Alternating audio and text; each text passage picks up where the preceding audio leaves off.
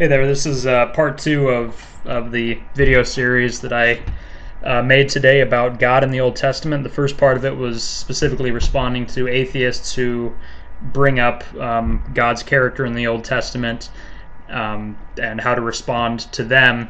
But I also wanted to make a video of how we as Christians respond to God in the Old Testament and asking the question, why is God seemingly so much different in the Old Testament than he is in the New? If God is supposed to be unchanging, as the Bible says, the same yesterday, today, and forever, how do we deal with that?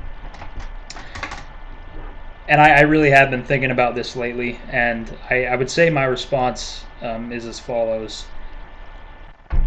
As Christians today, when we're looking at the Old Testament, I think a flaw in our looking in the Old Testament is the point at which we're looking at it.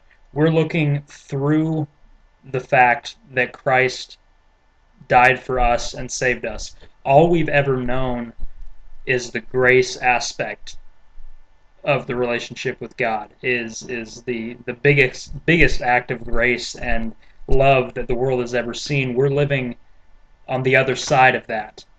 And so we're looking through the lens of Jesus into the Old Testament. And I think in doing that, if we're not careful, that's what gives us this tainted view of God in the Old Testament, in thinking that he is different than he is in the New. And it's simply not true. Christ had to come because of the reality of the Old Testament. It doesn't make God any different. It's just this progression of the story of humanity, that absolutely had to happen because of the reality of sin.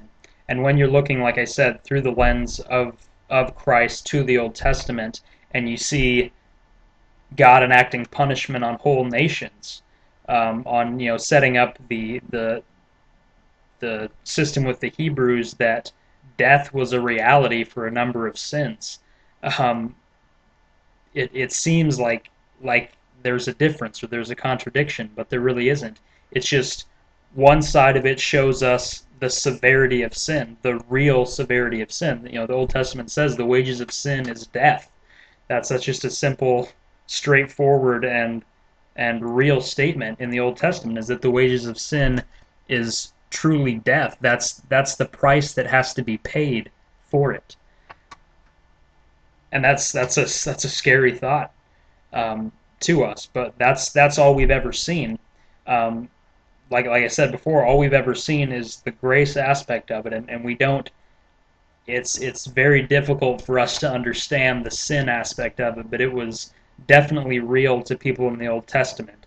That was all they ever knew, was the reality that sacrifices had to be made, that sin is a very serious, severe thing, so serious that God had to send his own son to die for it.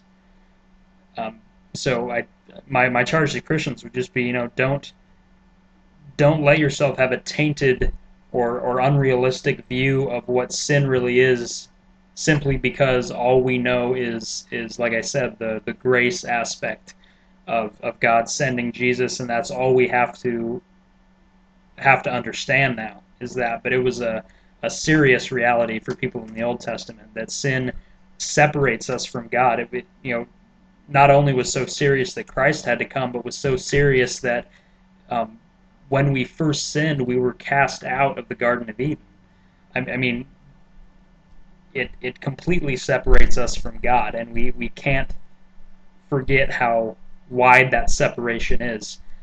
Christ bridged the gap, thankfully, but again, just simply look, when you're looking in the Old Testament, try to understand the reality of what it is that they had gone through, and the constant falling back into sin that the Israelites did. That something I know I think in almost every video today that I've made, I've mentioned Ravi Zacharias, but he made the statement that when you have severe punishments, it's because people have walked that far away from God, that that's the only way to wake them up to it.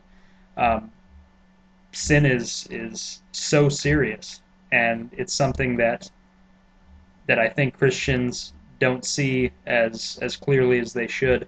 But I guess my final charge would just be, as you're reading the Old Testament, try to read it from the perspective of the people that were living in the time, and not